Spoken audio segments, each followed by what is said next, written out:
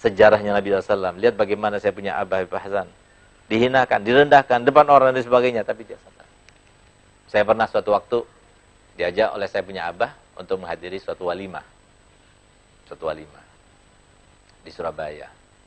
Ketika hadir, para habaib, ustadz-ustadz dan sebagainya taruh dalam. Sementara saya punya abah ini pakai gamis. Saya masih ingat, bukan saya katakan, saya ultimatum, tidak. Saya ingat saya dulu, ya, zamannya saya punya abah tahun 80-an awal, itu nggak ada orang pakai gamis itu, ya. Ustadz pakai gamis itu, seperti saya punya abah. Pondok-pondok yang pakai gamis itu, seperti Dalwa dulu, ya.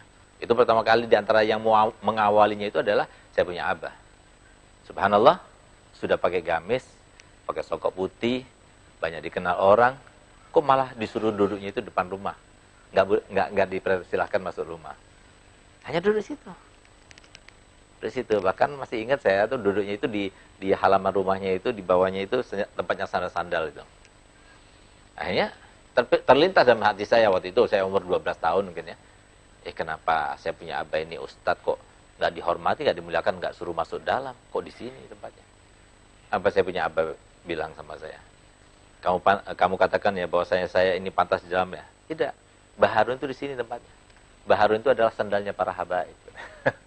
Coba lihat bagaimana tawadunya saya punya abah. Direndahkan malah dia itu melihatnya dengan sebuah kebenaran. Bahkan berapa kali dia itu direndahkan, ya, dicaci, dimaki di depan anak-anaknya. Subhanallah, begitu mereka pergi yang melakukannya itu, diceritakan pada anak-anaknya, dia itu begini, mungkin dia begini, malah dibela saya punya abah. Kita sudah marah-marah, ya. Bahkan kita itu memendam gitu loh. Kenapa sih saya punya abah kok diam saja sih gitu loh. Malah dibela saya punya abah. Saya punya abah membela orang-orang yang mencaci makinya itu. Nah, itulah orang yang kenapa? Sabar sebentar.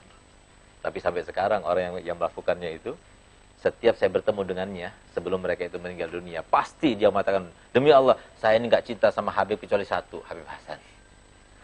Karena apa? Dia kenalnya Habib Hasan waktu itu ya, Habib.